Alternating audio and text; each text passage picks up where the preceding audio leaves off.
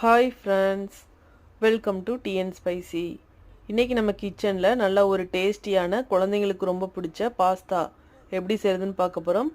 இது ரொம்ப ஈஸியாக நம்ம வீட்டில் இருக்க பொருளை வச்சு செஞ்சிடலாம். இப்போ வாங்க வீடியோக்குள்ளே போய் எப்படி செய்கிறதுன்னு பார்க்கலாம்.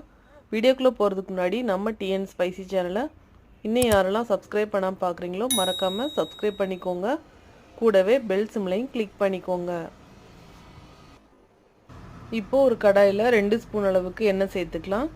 1 டேபிள் ஸ்பூன் அளவுக்கு கட் பண்ண பூண்டு சேர்த்துக்கலாம். சேர்த்துட்டு நல்லா ஒரு தடவை ஃப்ரை பண்ணி விட்டுக்கோங்க. இது கூடவே ஒரு பெரிய வெங்காயத்தை சின்னதாக கட் பண்ணிவிட்டு சேர்த்துக்கலாம்.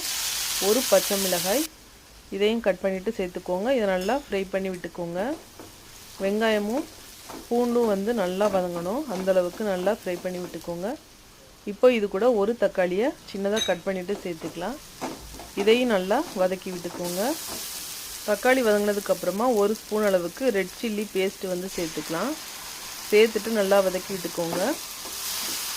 உங்களுக்கு ரெட் சில்லி பேஸ்ட் இல்லைன்னா நீங்கள் நல்லா சுடுதண்ணியில் ரெட் சில்லியை ஊற வச்சுட்டு அரைச்சிட்டு சேர்த்துக்கலாம்.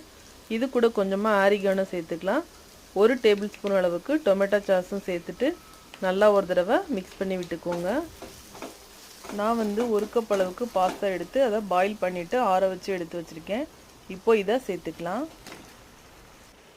இப்போ இது கூடவே கொஞ்சமாக கொத்தமல்லி தூவிட்டு நல்லா மிக்ஸ் பண்ணிக்கலாம். இந்த பாஸ்தா டேஸ்ட் அப்படியே கடையில் வாங்கி சாப்பிட்றது மாதிரியே இருக்கும். கண்டிப்பாக இதே மெத்தடில் ட்ரை பண்ணி பாருங்கள், ரொம்பவே சூப்பராக இருக்கும். இதை உங்கள் குழந்தைங்களுக்கு லஞ்ச் பாக்ஸில் கூட நீங்கள் பேக் பண்ணி கொடுக்கலாம். ரொம்பவே விருப்பப்பட்டு வாங்கி சாப்பிடுவாங்க. நம்ம சேனலில் ஆல்ரெடி சாஸ் எதுவுமே சேர்க்காம பாஸ்தா ரெசிபி அப்லோட் பண்ணியிருக்கேன். அதோட லிங்க் டிஸ்கிரிப்ஷனில் இருக்குது. வேணுங்கிறவங்க மறக்காமல் போய் செக் பண்ணி பாருங்கள், ரொம்பவே யூஸ்ஃபுல்லாக இருக்கும். இந்த வீடியோ உங்களுக்கு ரொம்பவே பிடிச்சிருக்கும். பிடிச்சிருந்தா லைக் பண்ணி சப்ஸ்கிரைப் பண்ணிக்கோங்க.